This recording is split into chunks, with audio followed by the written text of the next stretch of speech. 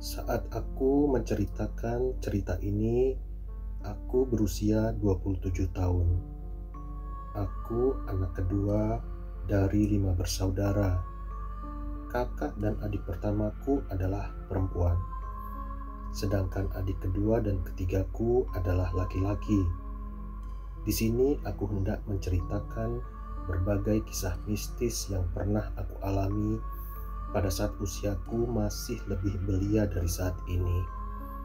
Kejadiannya di beberapa rumah yang sempat aku tinggali sebelumnya. Sekarang aku sudah pindah ke rumah baru dan sekarang syukurnya tidak banyak terjadi kejadian mistis. Ya, paling hanya beberapa saja yang tidak jadi masalah sama sekali buatku. Ini adalah rumah pertamaku setelah pindah dari kota Jakarta. Letaknya di sebuah kota yang berada di Provinsi Jawa Barat. Letaknya di sebelah kota Jakarta. Lokasinya menurutku cukup strategis. Di tengah kompleks, dekat dengan danau yang selalu ramai tiap sorenya. Saat itu aku masih duduk di kelas 6 SD. Tidak banyak keanehan yang terjadi di sana. Karena fokus ceritaku sebenarnya adalah pada rumahku berikutnya yang sangat angker. Tapi aku mau share sedikit kisah mistis di rumahku yang satu ini sebagai pembukaan.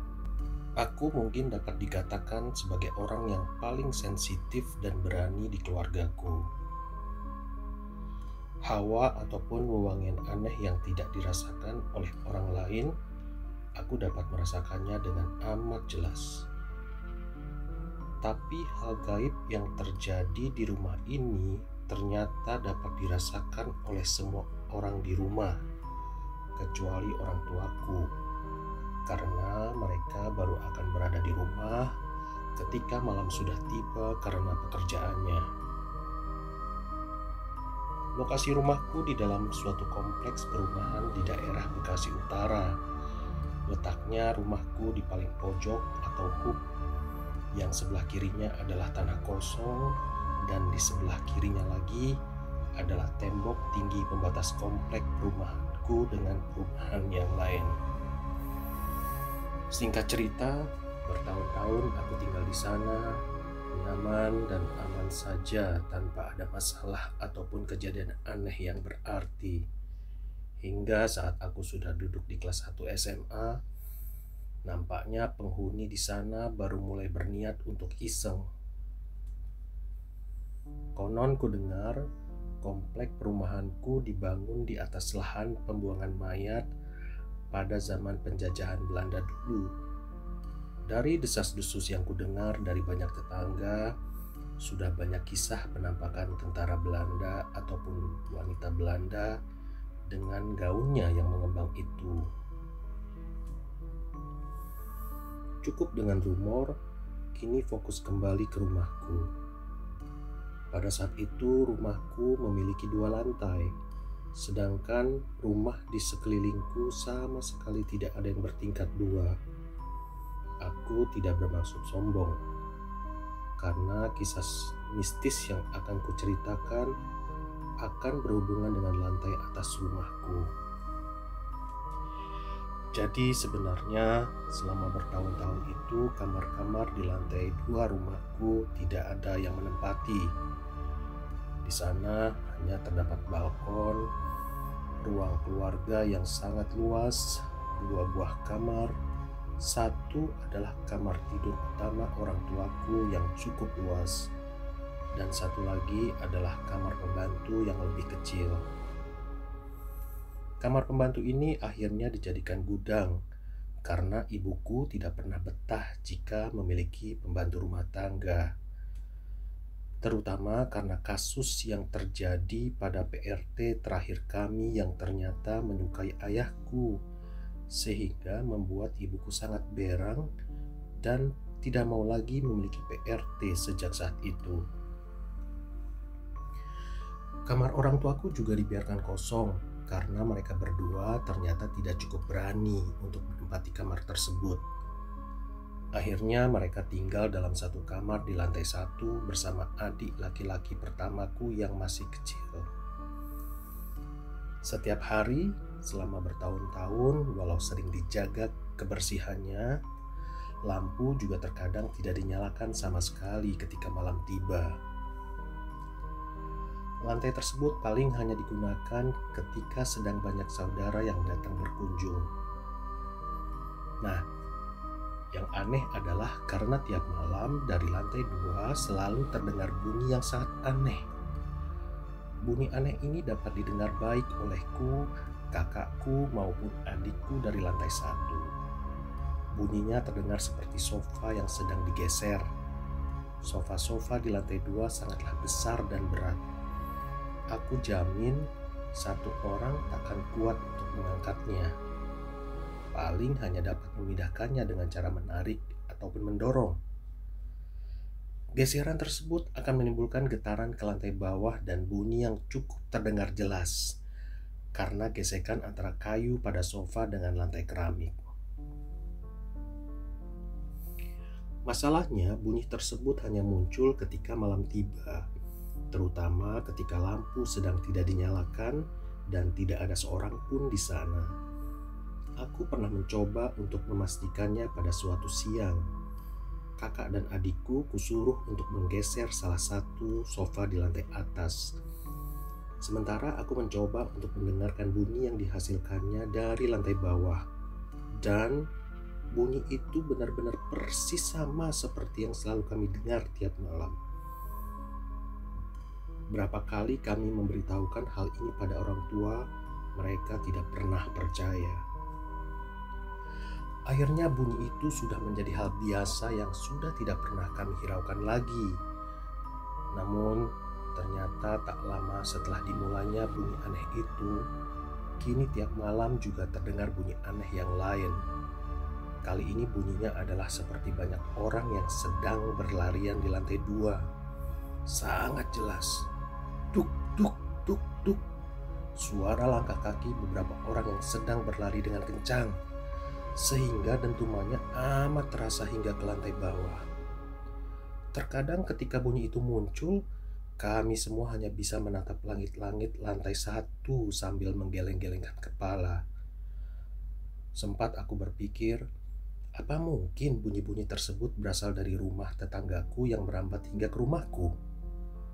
Tapi anggapan ini begitu dapat dengan mudah ditepis.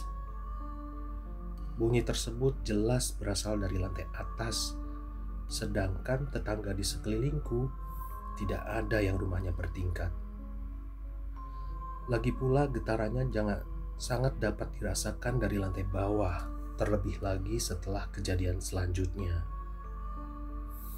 Oke, aku pikir misteri ini harus dipecahkan. Sampai suatu malam ketika kedua bunyi tersebut sedang terdengar dengan jelas, bermodalkan nekat, kami bertiga memutuskan untuk mengecek ke lantai atas pada saat itu juga. Kami berjalan mengendap-endap menyusuri tangga, berharap ketika sampai di lantai atas, kami akan menangkap basah orang ataupun makhluk yang menimbulkan bunyi aneh itu tiap malamnya. Setiap anak tangga yang kami naiki akan menambah jelas bunyi-bunyian tersebut di telinga kami. Hampir sampai di lantai atas, baru kami sadari kalau ternyata lampu sedang tidak dinyalakan. Suasana di sana sangat gelap. Tak nampak apapun yang dapat kami lihat saking gelapnya. Untungnya, tombol untuk menyalakan lampu ada di dekat situ. Bunyi tersebut kini terdengar sangat jelas di depan kami. Bunyi sofa yang sedang diseret-seret sehingga lantainya bergetar. Juga bunyi orang yang sesekali terdengar sedang berlari menjauh ataupun mendekati kami lalu menghilang begitu saja. Peluhku mulai menetes dan degup jantungku sudah tidak dapat diatur. Apapun yang akan kami lihat malam itu maling ataupun hantu, aku sudah siap mental. Blar, aku berhasil menyalakan lampu dan saat itu juga bunyi-bunyian tersebut lenyap.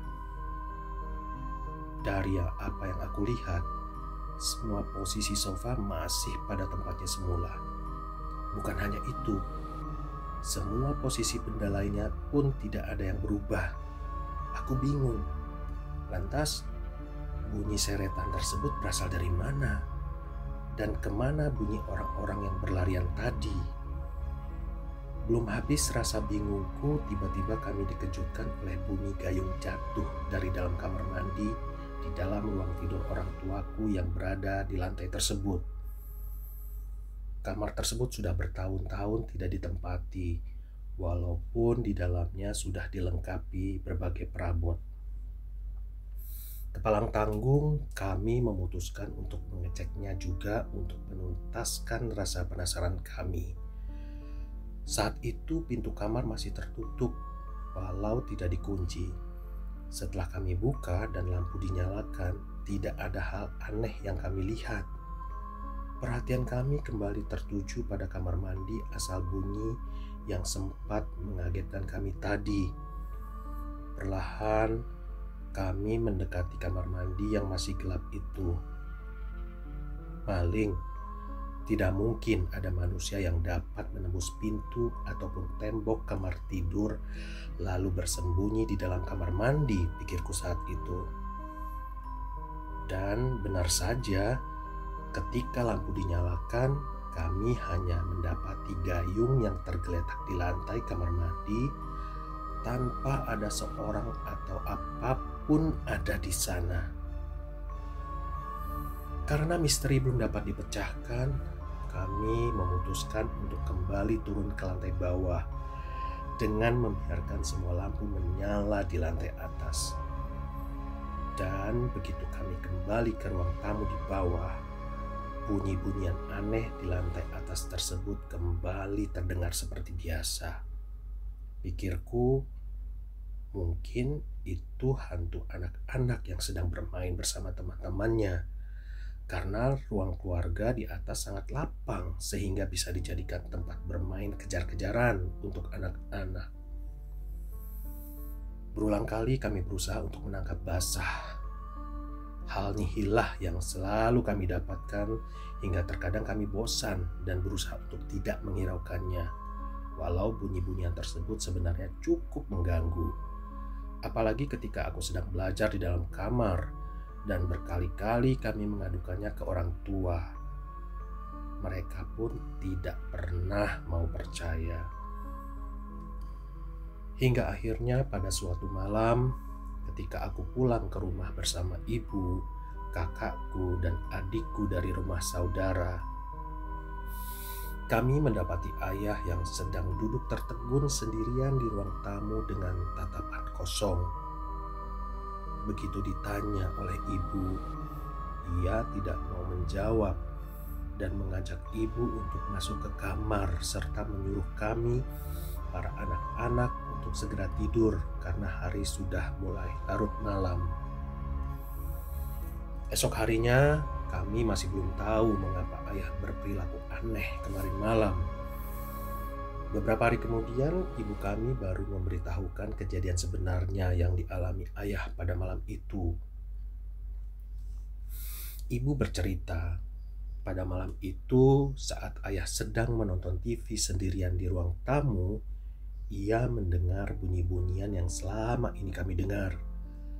Ayahku ini sebenarnya penakut, namun ia ingin membuktikan perkataan anak-anaknya selama ini yang tidak pernah ia percaya.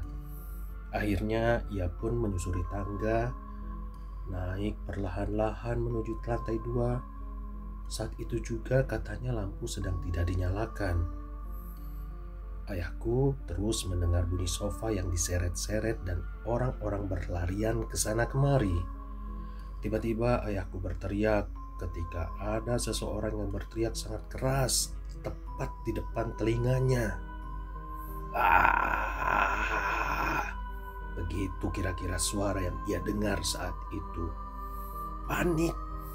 Ayahku langsung segera menyalakan lampu dan sama seperti kami, ia pun tidak mendapati apapun di sana saat itu. Bunyi-bunyian tadi juga seketika itu menghilang. Karena ketakutan, ayahku segera turun ke lantai bawah. Setelah berada di lantai 1, ayahku merasa seperti ada orang yang mengikutinya. Karenanya, ketika sudah berada di samping tangga, ayahku menoleh ke arah tangga dan memastikan bahwa tidak ada apapun di sana. Namun akhirnya pandangan matanya tertahan pada anak tangga paling atas menuju lantai 2. Cukup lama ia pandangi anak tangga itu dari samping, seolah akan ada seseorang yang akan turun dari sana.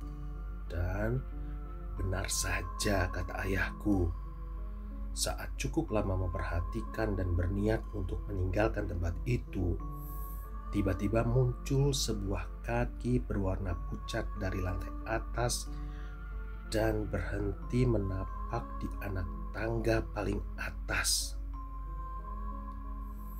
Dalam keterkejutannya, ayahku hendak memeriksa siapa pemilik kaki itu. Dan ketika ia baru melangkahkan kakinya 1 langkah kembali menuju tangga, nyalinya kembali diciutkan dengan munculnya kaki-kaki lain yang juga turun dari lantai atas dan berhenti menapak di anak tangga paling atas. Semua kaki-kaki tersebut berwarna pucat. Dan akhirnya ayahku mengurungkan niatnya. Ia segera meninggalkan dapur tempat tangga itu berada. Sesaat sebelum meninggalkan area dapur, ayahku kembali menoleh ke anak tangga paling atas. Dan dilihatnya semua kaki-kaki tersebut kembali ditarik naik ke lantai atas dengan serentak.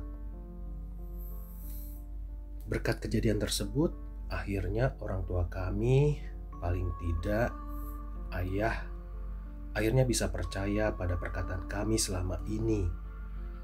Selang beberapa bulan setelah kejadian tersebut, keluargaku bertengkar hebat dengan keluarga saudaraku yang juga menetap di kompleks itu dan ditonton banyak tetangga. Kejadian yang memalukan tersebut ditambah dengan suasana rumah yang memang mulai tidak nyaman. Akhirnya membuat kami semua memutuskan untuk pindah rumah untuk mencari suasana dan lingkungan baru yang lebih menenangkan. Dan ternyata rumah baru kami jauh lebih angker dari rumah sebelumnya. Di sanalah kesensitifan dan keberanianku benar-benar akan diuji. Puluhan kejadian mistis tidak masuk akal terus menghantui keluarga kami selama tinggal di sana. Rumah tersebutlah fokus cerita yang sebenarnya ingin aku share kepada teman-teman. Oh iya, setelah pindah selama bertahun-tahun, tak pernah sekalipun aku kembali ke komplek itu untuk sekedar melihat rumah lamaku itu. Tapi beberapa bulan yang lalu, aku sempat kembali mengunjungi dan melihat rumah itu lagi bersama temanku. Komplek perumahannya kini jauh lebih memprihatinkan. Lampu-lampu jalan banyak yang tidak berfungsi, sehingga pada malam itu mobil kami bagai menyusuri kuburan. Tidak ada aktivitas apapun dari para penghuninya di luar rumah. Semua bagian jalan terlihat sepi, dan kabarnya kudengar belakangan ini kompleks tersebut sedang digemparkan dengan seringnya kemunculan kuntilanak yang iseng hinggap dari satu pohon ke pohon lainnya dan mengerjai orang yang lewat pada malam hari. Kalau lagi pindah pohon dengan terbang, katanya suara ketawa Miss K ini kenceng banget sehingga bisa didengar cukup banyak orang. Sudah banyak pengaduan petugas ronda yang dikerjai atau sekedar ditertawakan Miss K ini dari atas pohon yang tentunya langsung membuat mereka lari terbirit-birit. Kabar ini kudapat dari saudaraku yang masih tinggal di kompleks itu. Tapi bukan dari keluarga saudara yang bertengkar hebat dengan keluarga itu ya. Dulu waktu keluargaku masih tinggal di komplek itu, di sana ada 5 keluarga lainnya dari saudaraku yang menetap berdekatan juga di sana. Tapi sekarang tinggal dua keluarga saja.